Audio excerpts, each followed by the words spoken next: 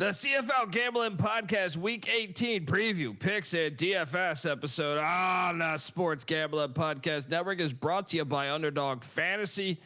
Underdog is hooking up new customers. Yes, play just $5, get $100 in bonus funds when you sign up with our promo code. That's TCE SGPN. And remember, as always, folks, to let it ride. Hey, this is Eric Metcalf. You're listening to SGPN. Let it ride.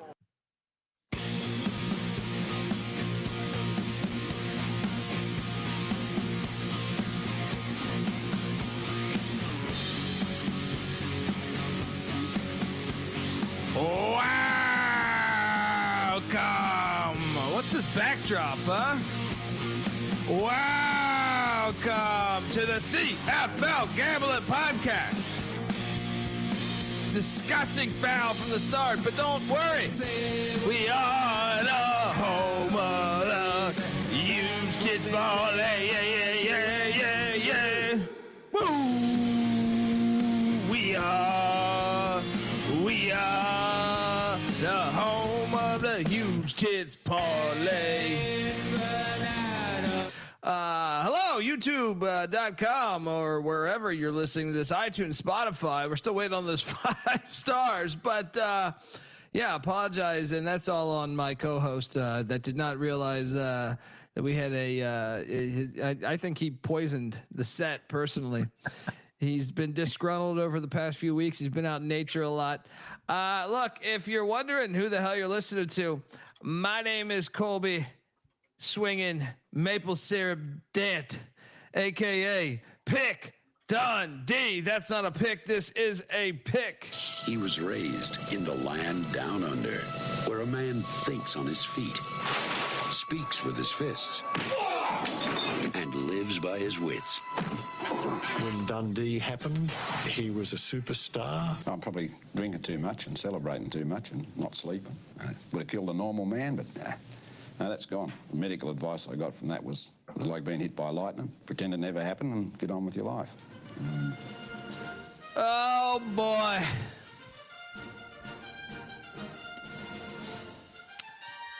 Oh, we gotta have a little powwow. We gotta have a little powwow in a second here. I am joined by my co-host. He is also the host of the UFL Gambling Podcast. This background that you saw earlier, and the Old Fashioned Football Podcast. He's been known to poison cornfields over there in Ireland. Iowa, same difference. Give it up for Justin Mark, aka JMark. How are you, buddy?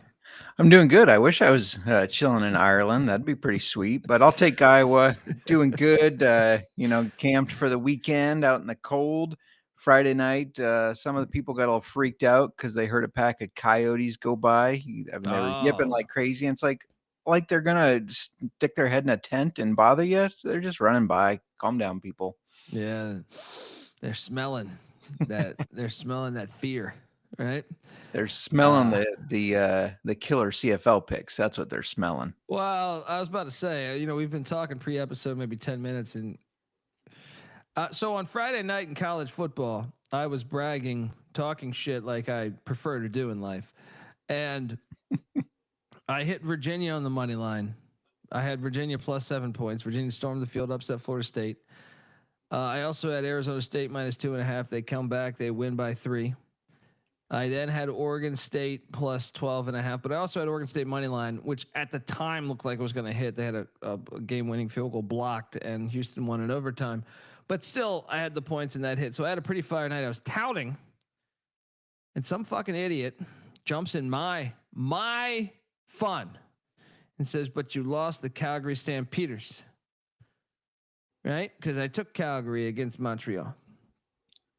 Did not mention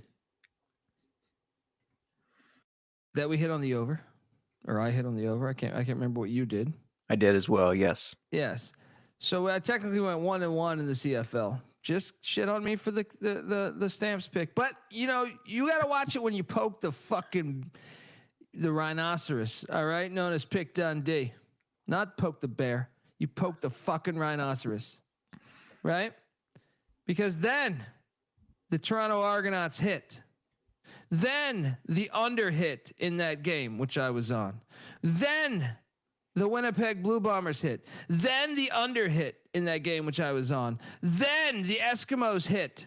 Then the fucking total hit in that game too.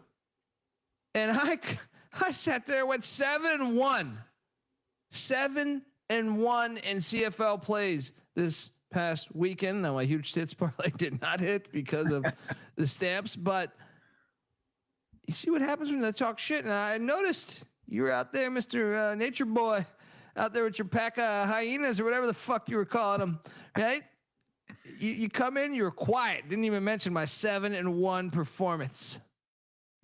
Well, I didn't realize it until you said it, but Calgary lost. I told you, I warned you about Montreal on that one. I warned you, Davis Alexander, undefeated as a starter. That's impressive. I mean, in professional football on all levels, that's pretty impressive. It is also impressive to be a football player named Davis, but, look, Paul, shout out to Paul in the chat. Do you still think the Argos are winning the Grey Cup?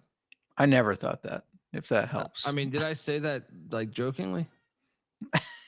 You teased it preseason, I believe. I thought I had Calgary winning the Grey Cup. I think you sprinkled a little on a couple different guys. Calgary was your main one, though, Calgary, for sure. Toronto, and Hamilton. So once again, picking the low hanging fruit. No, but I think I was fucking with you over the past couple of weeks saying they're going to win it all. They're going to win it all. So maybe you're getting it. So that's part of me doing shtick because I know JMark hates Toronto that much. And I went 5-3, not 7-1, but still respectable, 5-3 overall. So I'll take that. We're still on the winning side. We're not giving out losers over here. Because we aren't losers. You know what I mean? As much as the chat wants to call us bozos, call us idiots. All right.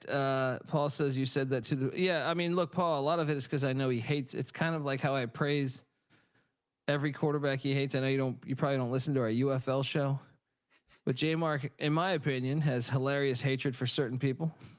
I do. It seemed like PJ Walker might have got on that list somehow this season in the CFL, but so we kind of fuck with him. I know he hates the Argos, so that makes me kind of suggest they're going to win it all every time he deploys that hate. You know what I mean? Then I go, no, this team's going to win it all. I don't think I was ever truly of the opinion that the Argos were going to, especially in the season, maybe preseason, but in the season, I don't think I ever really meant that the Argos are going to win the championship based on their play this year. Maybe you missed the joke. Pretty sure you said Nick Arbuckle is the best quarterback in the league. That's what I heard. Oh, I do say that because I say that to fuck with you. I go, we know he's the next Broadway Joe. So I will not back from that. Paul says, I listened to the UFL show. I hate Mike Nolan. I don't think he's a very good coach, but I mean, I actually kind of like the fact that he was the last to wear a suit and tie in the NFL before those filthy fucking league made him change that. You can't wear a suit and tie, even though our whole league's built on this shit. I don't have any resentment. I mean, I don't think he's a very good, I don't think he's a very good football coach, but I don't know that I would say I hate Mike Nolan. Maybe for taking out Bryce Perkins when I have him in DFS. I think that was the part of the frustration too. Yeah. Is like Danny Etling kept coming in or whoever the fuck over the years. You're like, good God, why would you do this when you just see a way better player nonstop? But, you did repeatedly call him the dumbest coach because he kept starting Danny Etling over Bryce Perkins, which, to be fair, that is dumb. Yeah, that's quite dumb. Shout out to Channing Brown in the chat. But I wouldn't say I hate Mike Nolan. On certain days, I would say maybe I said that though, because it's incredibly frustrating when you have the best player in the league. Just it's like you didn't see the Bulls decide, hey, let's throw Michael Jordan at the sixth man. You know what I mean? Like you have the best, and I am comparing Bryce Perkins to Michael Jordan, by the way, right? For the league's sake, why not? Bryce Perkins is way better than everybody in the UFL for the most part. And that's why isn't he back on the NFL roster? I saw think him he get is. signed somewhere. Yeah. Yeah, I believe so. Yeah. Well, that explains a lot right there. I feel like we have been vindicated. All right. So, all right, folks. Want to tell you the CFL Gambling Podcast is brought to you by us. Yes, we are part of the Sports Gambling Podcast Network. So what are you doing? Download the SGPN app in the App Store for easy free access to all of SGPN's picks and podcasts. You get it all in one place. It's free. So download the SGPN app and remember, as always, folks, to let it ride. All right, we are back on the CFL Gambling Podcast. Want to react a little bit to a week ago. Yeah, we ate shit on the stamps. We kind of already touched on this, and Davis Alexander set. Oh yeah, me. You. You know, it's funny. As CJ hit me up yesterday, and was like, "How's that future looking?" And I go, "We're still at the 2 seed in the West," but I was like, "Yeah, they're not the hottest team in the league right now." And I go, "Did you take the win total over like I locked up?" And he goes, "Nah, that +1 or that -110 wasn't juicy enough for me for an all-season bet. So I went only all in on the 35-1 to win the Grey Cup." And I'm like, "Well, we're still alive. We're still alive. All right. We haven't been blazing the past couple weeks. So yeah. Anyway, how concerned are you on these stamps, by the way?" Yeah, I mean, Vernon Adams looks like he's regressed a little. I mean, he came out and looked great, but now it looks like he regressed a little. So I'm a little concerned. The defense is not playing top tier anymore. But the potential is still there. I mean, we've seen what this team can do. We've seen them, they go against great teams, or I guess historic teams like Winnipeg, Zach Klaus, and they crush them. So they have the potential to still win the Grey Cup. They need to focus a little bit more. Get focused. Yeah. I mean, he was 19 of 29, 238, a touchdown and a pick.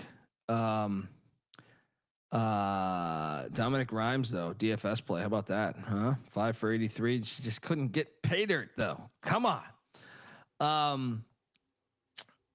Montreal. Are they the best team in the East? If now that Davis Alexander's back, I think so. Yeah. Well, I mean, the Argos, they lost to BC, but I covered. Right. And these Argos are hanging tough. Real quick, just to touch note on that last game before we move on. Did you have Shea Patterson to get 3 touchdowns on your bingo card? Because what? Not even in his life. 3 rushing touchdowns. I know he's just the short yardage back or quarterback, and that's how he got it. But still, just seeing him as the short yardage guy, from a guy that's basically been a lawn chair, is hilarious to me. He was he might have been pre-Mike Nolan, but he was a Michigan Panther, stinking it up there at Ford Field. Yeah, I mean BC 27, Toronto 22. How about Winnipeg? You got cute with your little Hamilton play. Winnipeg 40, Hamilton 3. Yeah. And then the Eskimos, once again, I told you, the Saskatchewan's, they waved the white flag, and the Eskimos are playing themselves back into playoff contention with a 27-25 win. So right now, JMark, you look at the playoff race, you have Saskatchewan, they've clinched 10-4. Calgary at the 2 seed this is the West I'm referring to, 8-6. The 3 seed Winnipeg 8-7, but remember Calgary has beaten Winnipeg 3 times this year. The 4 seed BC 8-7. I'm terrified that Calgary could miss the playoffs. By the way, Edmonton at the 5 seed at 6-9, but still mathematically they're alive. They're still alive. So you're saying there's a chance? Yes. Then in the East, Hamilton has clinched. They're 9-6. But I don't know how much. I mean, they've clinched the playoffs, but they have not clinched the 1 seed because Montreal right on their ass at 8-7, and then Toronto is 5-10, but still alive with Ottawa right on their arse at 4-10. What do we got? 3 weeks left of this shit. I think technically 4 weeks. 4. Right. Yep. 3 after this week. So yeah, 4 total. All right. I want your playoff predictions right now. Who the fuck is missing in the West? Oh man, it's so hard to call because Winnipeg should make it, but it seems like they're a different team every other week. Sometimes they come out and they win this 40-3 type game, and then others they look like ass. They do have Winnipeg's off this week. they're off this week. They have Edmonton next week, which theoretically should be a win. That's an elimination game, right? Though, if Edmonton needs that, well, Edmonton I guess theoretically could, but I guess if they were to lose this, you would think it's pretty much an elimination game. I would say. Yeah. Then what do they have after that? They have a Saskatchewan, but that's in Winnipeg too. Yeah, and Saskatchewan having locked. Now the Montreal game, the final week though, could be tricky. Yeah, but if they go 2-1 there, which you probably think they would go 2-1 there, they would end the season there at what 10-7. How does that make sense? Right, 17 weeks. How does that make sense? Did I fuck up a game? They would be 10-8 if they go 2-1. Oh yeah. My bad. So that would probably put them in. So are you gonna stamp them in? Fuck it, let's do it. I mean, BC, if they win this week, I think BC gets in. This is a huge game for BC because then they're off, and then they have Edmonton, which should be a winnable game. But then they have Saskatchewan, and very well could be eliminated by then too. Edmonton. True. Yeah. Yep. So for me, it all rides down to this BC Calgary game this week. If BC wins that, I think they leapfrog Winnipeg. They have their bye week and they win out. Well, here's the worst part about having the Calgary ticket, man, is Calgary after this game. Now, a huge game for them to win. It's on the road in BC. Then they head to Hamilton, and I think Hamilton's still playing for something.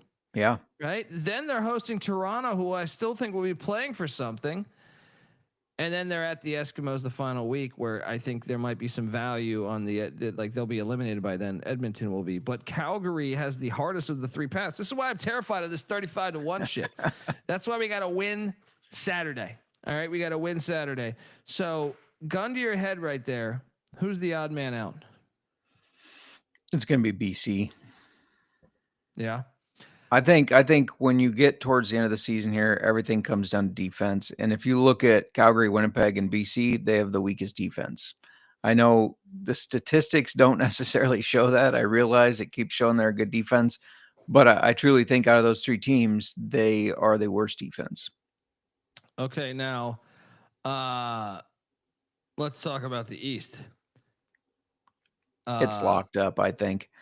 I don't know the seeds, but it's going to be Hamilton and Montreal. Yeah. You think so? What? Because no one's been eliminated yet. I know, which is crazy, but let's be honest here. Hold on here. So, well, because also Toronto could get 3 in the East technically if BC like loses out, maybe. I don't know the tiebreaker scenario, but so Toronto this week host Hamilton rivalry game, right? So if Toronto was to win that, then they would put them right back. Do they also play Montreal? Is that why? Wait, they play Saskatchewan the next week. That's nice for Toronto, even though it's at Saskatchewan, and then at Calgary, and they're off. They're it's done. A huge game this week then, right? Yeah, they're done. Ottawa, how are they not eliminated yet? I think they are. I just think they're not showing it. They got to be eliminated. They have Saskatchewan this week, Montreal next week.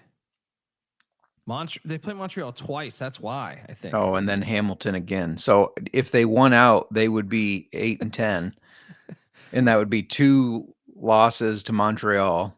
So yeah, if they won out and Montreal loses out, they could be in. Yeah. Yeah. Yeah. Craziness. So I kind of want to root for it now. even though I hate that team, shout out to Ride in the chat. My books, Ottawa, Edmonton, and Toronto are done playing for Pride and already next year's country there. So interesting. Wait, is that like official though, or is he just saying in his book like of the season? Or is he? Are you saying at your books you can't take a future on them anymore, or are you saying in your own book that you're writing for this season? That's. I assume he means the books that he bets on. They won't allow you to bet them anymore. Okay. I'm checking mine as well here. It's trying to load. Paul saying BC out. They have a sick offense. Well, I mean, they could easily be in too, dude. I don't know. It seems to be they're the hottest team right now, right, to a certain extent offensively. But that's another thing, man. As you look at the numbers, they have the number one offense in the league, dude, by a large margin. I mean, they're scoring, or they're putting up 30 more yards of offense every game than any team. They're also scoring more points than any other team. And then you look at the defensive rankings, they're number one in defense. It's amazing if they would miss the playoffs. So I guess by that theory, Paul, you are onto something there. Should be a fascinating. I hate the 3 games this week. Yeah. So FanDuel has everything. Everyone's available still. Yep, those last 3 at 25 to 1. That's telling you they're mathematically still eligible, right? Yeah, or they just want to take advantage of dumb people. Yeah, that's true. If you're consider me one. Argos, right? It's weird. It just changed. Argos 25 to 1, Edmonton 60 to 1, and Ottawa 100 to 1. I'm assuming they're tuned into our show, and they just went, "Oh, these guys said this. Let's change that," because it literally just changed. That was weird. Makes a lot of sense. We're watching you, FanDuel. Yeah, let's go. All right, let's jump into this, man, because I'm excited, but I am not super excited for the first game. Well, I guess now I am. If you're telling me Ottawa still got a chance because they play Montreal twice and Hamilton once. Saskatchewan at Ottawa. Friday night. There's only 3 games this weekend, unfortunately. The Rough Riders are laying 3.5. The over under at 53.5.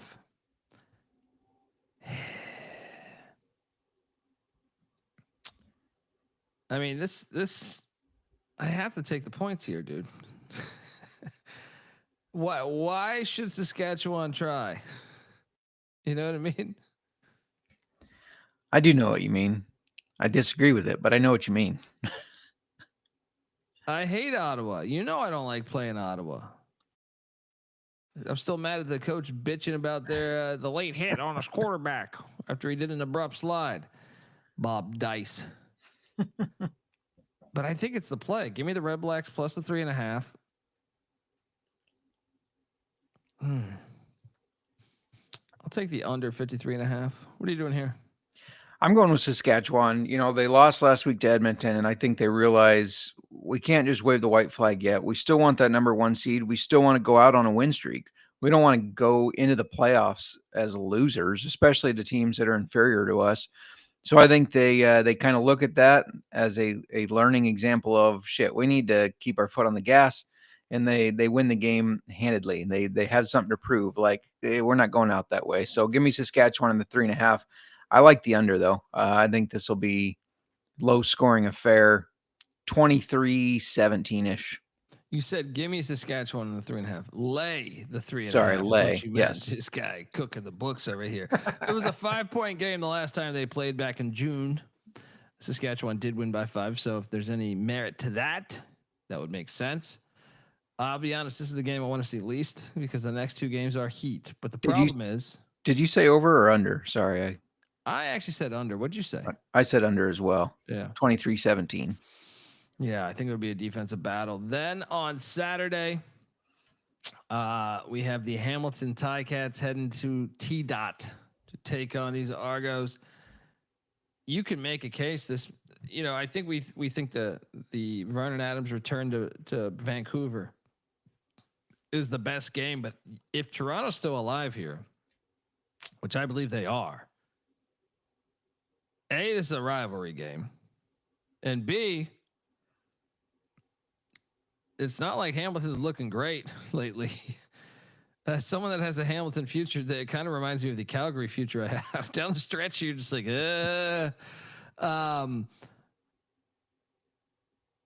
kind of terrified of this game, personally. But Hamilton's laying 1.5, the over under 57.5, and I believe in chaos. So I will take the Toronto Argonauts there in T dot to take down Hamilton at BMO Field or whatever the fuck it's called now. So you can keep your filthy 1 point.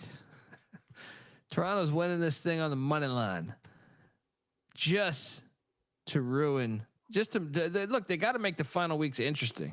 All right, so Toronto gets this one 57.5. Give me the over, by the way. What are you doing here?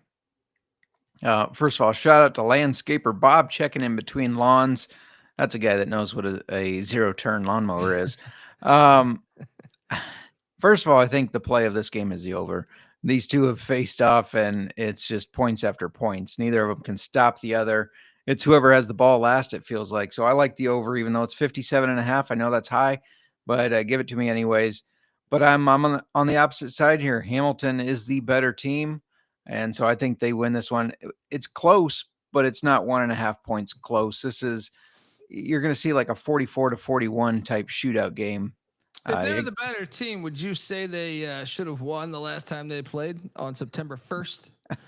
Could say any. Won 35-33.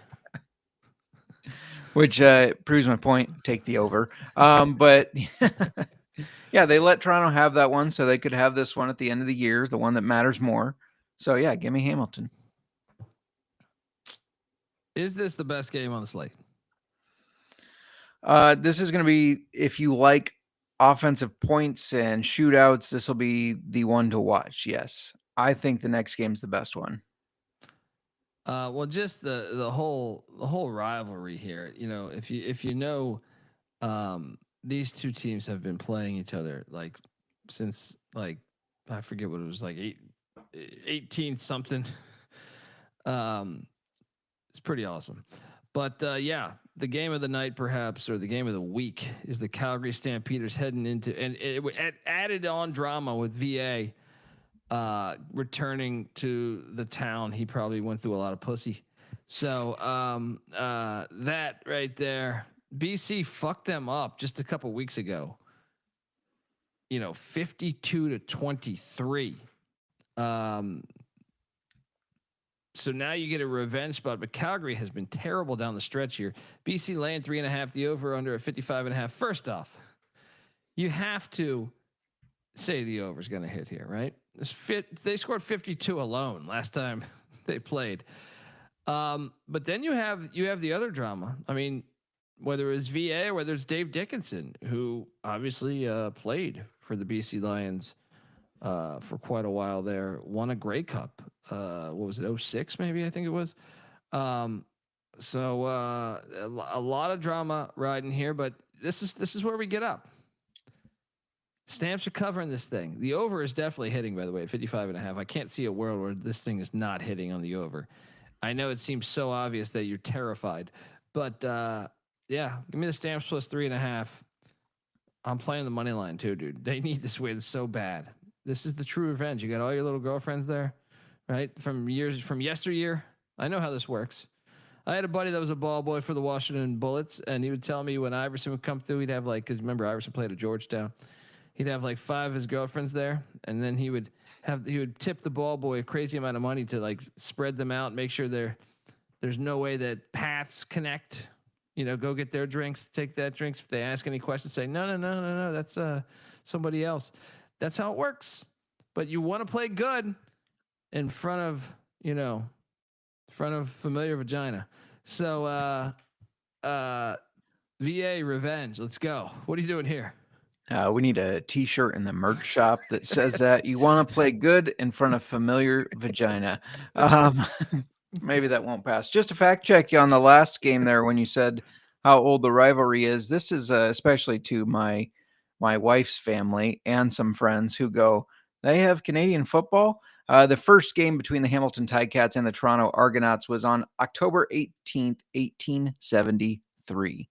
Fucking incredible. They have That's what I'm football in saying. Canada, and they have for a very, very long time. Get the fuck out of here with that question. Yeah, dude. That's why these idiots that just say you could watch the CFL. It's like this shit's been awesome for a long time. Same way college football. College football, 1860s, late 1860s. Yeah. You got Harvard and Yale and Rutgers and shit all playing, Princeton, all playing right around that same time, a little bit before. But yeah, I mean, Yet how many people think that football started and ends with the NFL? It's ridiculous. I mean, and I love the NFL. You know that. I host a podcast on the NFL, but disgusting. that's not the end all be all of football. Not your podcast, the league. Did you see the landing zone Thursday night shit, by the way? No, I didn't. I didn't either, but CJ let me know. So apparently I don't watch the NFL. I know you were out camping with your goddamn fucking camouflage. You know what I mean? War paint on my face, freaking other campers out. What the fuck you doing? There's people at a goddamn national park, and you run into this idiot, right? So I guess the Seahawks Cardinals games, and maybe the chat would know better than me, but CJ was telling me that they didn't kick the ball so the ball was a half yard short of the landing zone. Yeah. So they got the ball at the 50. At the 50? So it was like overtime. In overtime, I think. I don't know exactly. Like I said, I didn't watch the game. Up. Is that a thing? I don't even know the rules in the NFL. So it's like, but it missed the landing zone by a yard. So the opposing team, which having a landing zone in general is the dumbest fucking shit I've ever heard in my life. Agreed. What are you flying a helicopter? What the fuck is this? Right? Anyway, just cracks me up that a game was decided potentially on a landing zone. This game's awesome though. Yeah. So I hate to play both sides of the ball here, but I'm going to play both sides of the ball. I'm taking Calgary plus 3.5 because I think. I'm sorry. You're good. Say it again. I'm taking Calgary plus 3.5 because I think this is a 3-point game. I don't think they win it. I think BC on the money line, but I'm not going to play the money line straight up. So give me Calgary plus 3.5. Again, it's a 3-point game. They lose by 3. Their season is crushed. Our tickets are crushed. I mean, I know they still have a chance, but this is the straw that's going to break the camel's back there.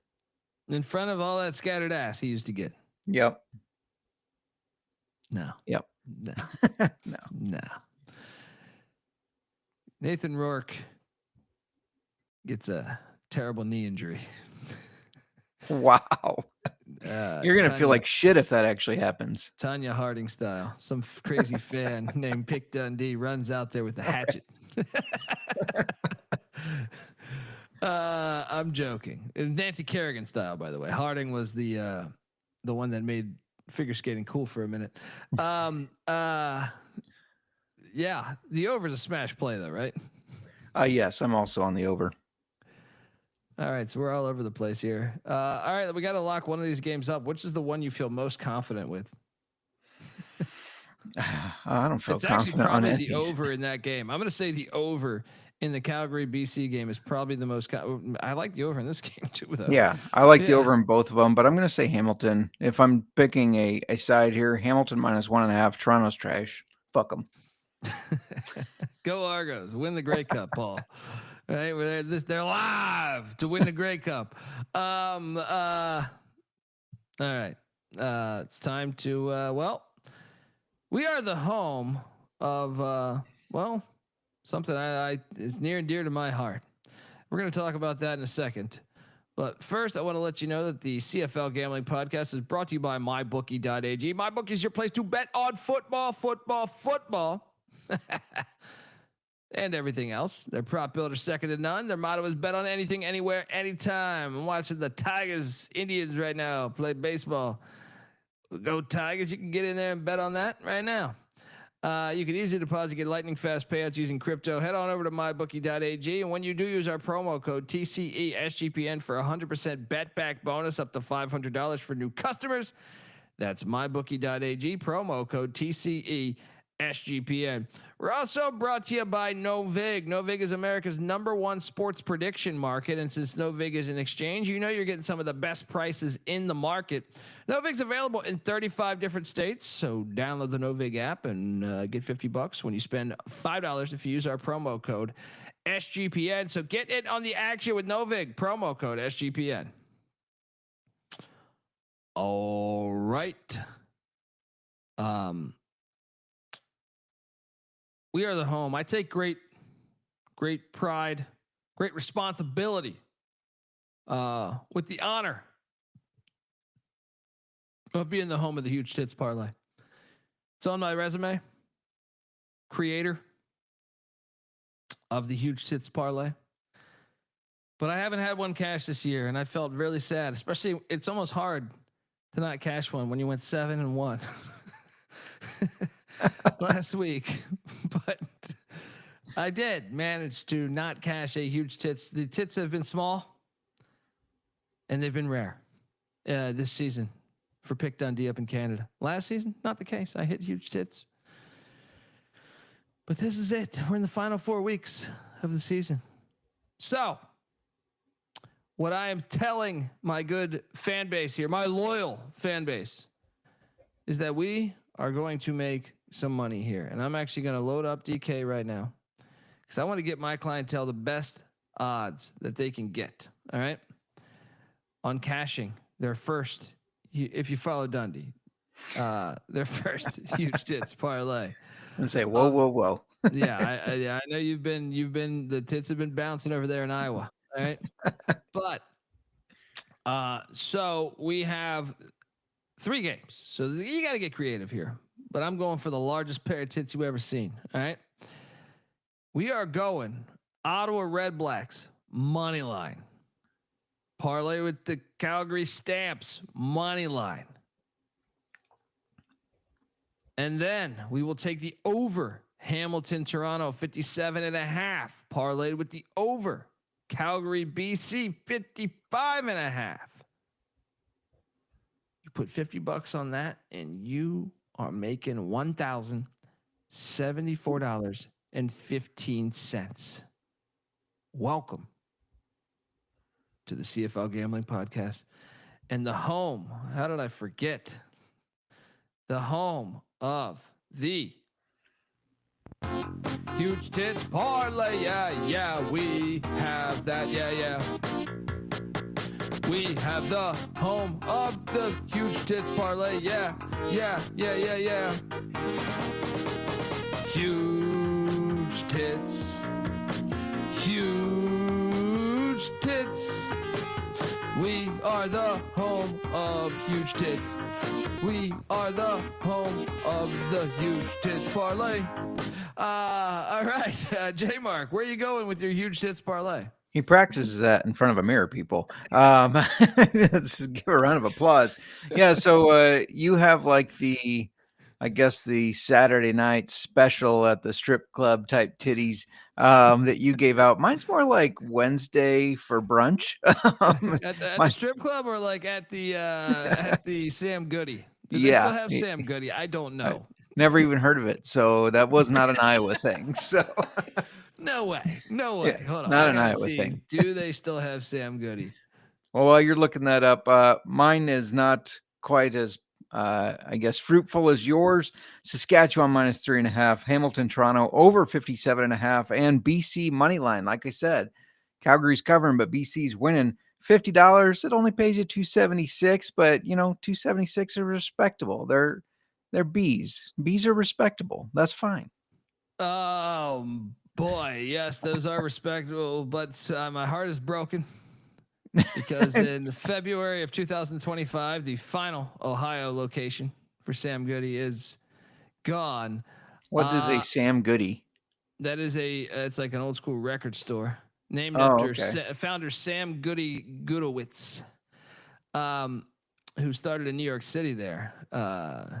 True American story right there. Now, apparently there was one in Waterloo and Oskaloosa, Iowa. Well, I believe there's still one actually active. As of March 2025 in Oregon. So now we know why you went to Oregon. It's in search of the last Sam Goody that I didn't even know existed. But yeah, sometimes, how old are you again? I am 38. I do have many records, but I have never shopped at a Sam Goody. Wow. We have a pretty cool used record store in Des Moines. Records? You heard of that? Where? Tower Records? Yeah. I know Tower Records. We used to have one called Waxy Maxie's. Oh, I like that name. I mean, catchy. We got to talk about the lack of your huge tits parlays have been very slow, very very small at times this year. However, two of them I think 2 or 3 have hit. So I know at least 2, maybe 3 have hit. So you got to take the small ones when you get them, Colby. Small titties better than no titties. I've always said that. Very true. All right. Believe that is in the deleted pages of the Bible. All right. And look, we have cashed that, and there, just in case people, there we go for your clickbait. It was still brought to you by Pamela Anderson, even though those tits deteriorated some, from what I understand. We're still brought to you by them, and we still have no update on who won the.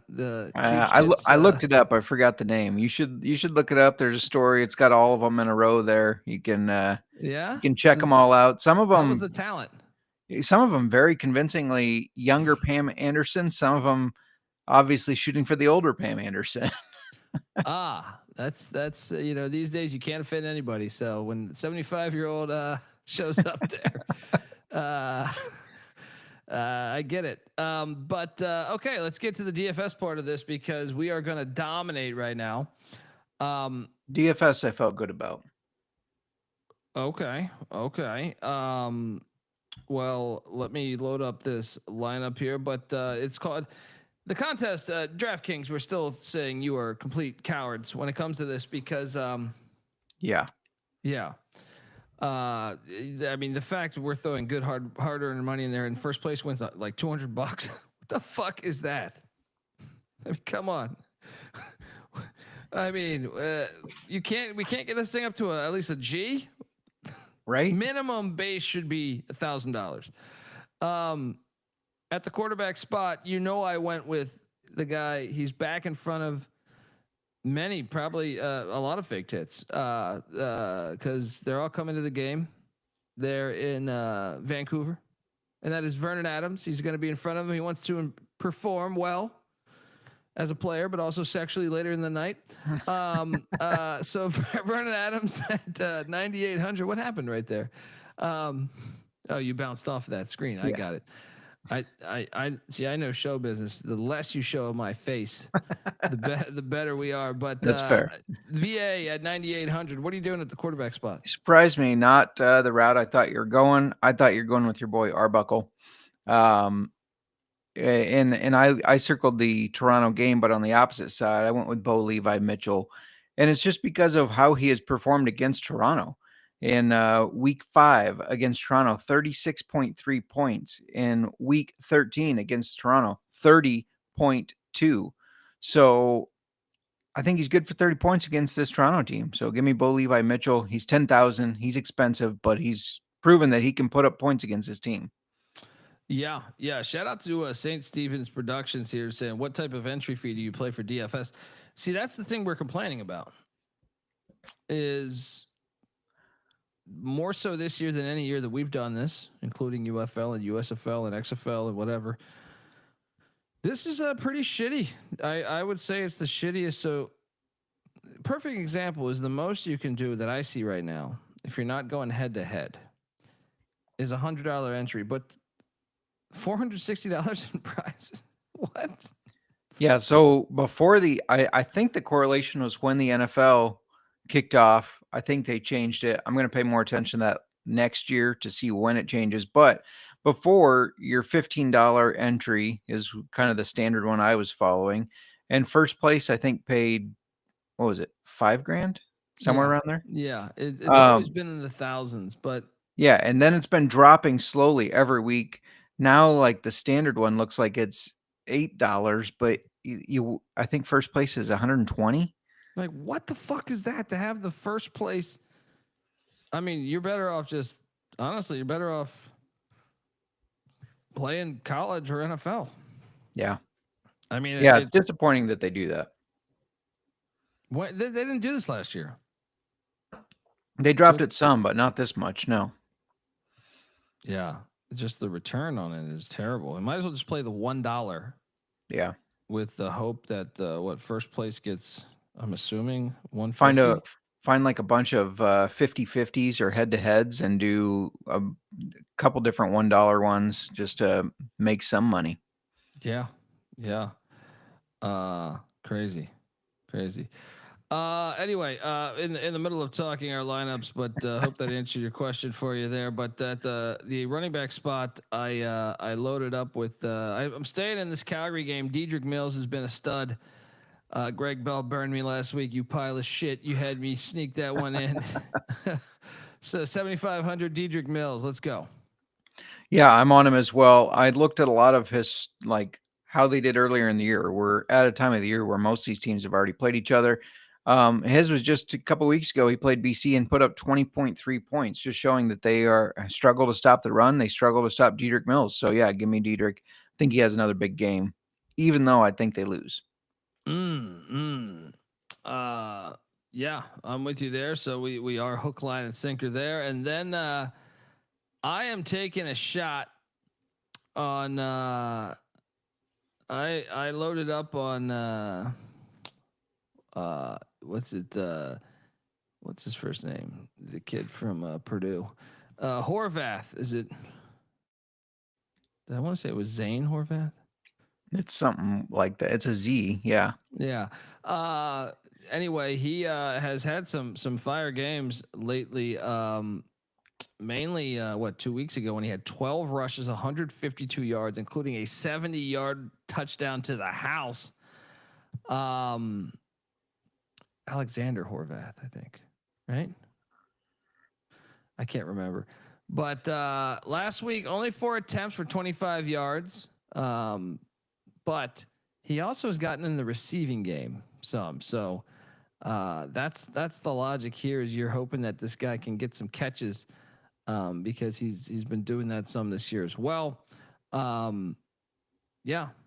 Zane Horvath or whoever the fuck Horvath for why can't I remember?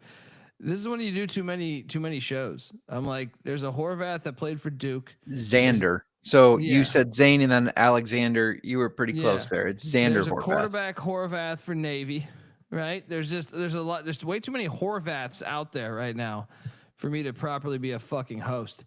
What are you doing here? Yeah, so my most expensive wide receiver, I'm putting him with Bo Levi because he's proven again, looking at historical this year, that Toronto can't stop him. That's Kenny Lawler. He's 9,700. He's expensive. But if you look at what he's done against Toronto, 47.7 and 36.3, insane numbers. They can't cover him. I'm banking on that repeating. So give me Kenny Lawler. What was his price? 9,700.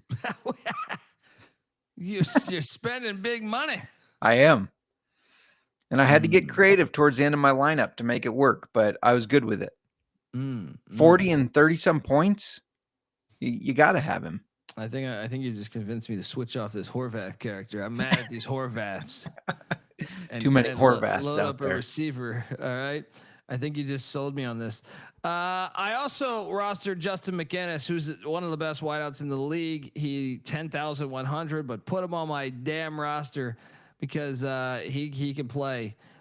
Used to be VA's number 1. So yeah, Justin McInnis 10,100, and I'll add him to Lawler as just elite wideouts right there. Did you roster McInnis? I did not roster McInnis. But I do. That reminds me that I took a 2-point lead against you in our bourbon battle. Oh yeah, just had to throw that out there. That means we better be betting something this week. We only have 4 weeks in the playoffs left. Damn it. I'll give out my next price wide receiver. We'll see if you have somebody on this team that's not this guy. and that's Kevin Mattal. He's one of those guys that shows up. He only had 11 points the last game against Hamilton, but he had 27.4 that first one. Toronto, we know, is going to throw the ball. We know that Nick Arbuckle is going to connect with these receivers. And so I'm banking on Kevin Midell to give me points. He's 8,000, a little pricey, but I think he's going to do all right. Well, you want to go against McGinnis? That's up to you. But, we're shooting for the same team, I thought. Yeah, I don't know though. I'm trying. I don't have anyone in that range there, so I don't know what to tell you there, pal. Do you have a BC player? No. Yeah, him. McInnes. I'll go against McInnes with my BC player. I'll give him out next. Why don't you just go right now? Just save the drama for all tomorrow. Right.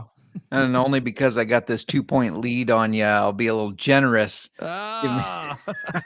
Give me Stanley Berryhill. He's only 5,300. But I mean, he's a guy that's been getting involved. He's been steady for points so far. He had 8.1 against Calgary a couple weeks ago. I'm hoping for the 8 to 10 range there. He's scored as high as 18.5, 20, 19.9. That was on a 3-game stretch. In week 1, 31.5. So I'm banking on one of those higher scoring games, but at 5,300, I'll take the 8 to 10 range. Oh, I like this. We got a battle going on here. Okay, there we go. That's gonna catch me up to 1, and then I'll beat you next week, or we could do maybe even 2 this week. Told the wife you're gonna be owing me a bottle of bourbon. She's like, good. We'll see. Long season here. I'm looking for a wideout on Toronto. Deep in this field right now. I got one for you. I've changed my lineup just a bunch now, so I don't know what the fuck I'm doing here. Who's the one you got? I got one for 4,300, and no, he doesn't contribute a ton in the passing game. But you got to remember, in the CFL DFS, you get return yard points. And so last time they played Hamilton, he had 6.1, 14.2 the first time. He's been steady for almost at least 6 points every single game, just in return yards. That's Janorian Grant. Yeah, I was thinking about him before. I'm feeling a touchdown this week. He's returning one for a touchdown. He's been so close. He's getting one this week. Sold. And then that leaves me with, jumping in on. So the question is for me, with my next wideout, do I go a guy that's kind of been a dud for me this year in Shamar Bridges? This is a guy that, I guess he did get 4 targets last week, 4 for 41, caught every single thing thrown to him. But do I go him, or do we go with Brissett from Toronto, who only got 2 targets last week, just 1 catch for 11 yards? But man, Brissett, I can't get over the fact that he had 86 yards the last time he played Hamilton. He had 118 also prior to that. Who do you think the better play is, Bridges or Brissett?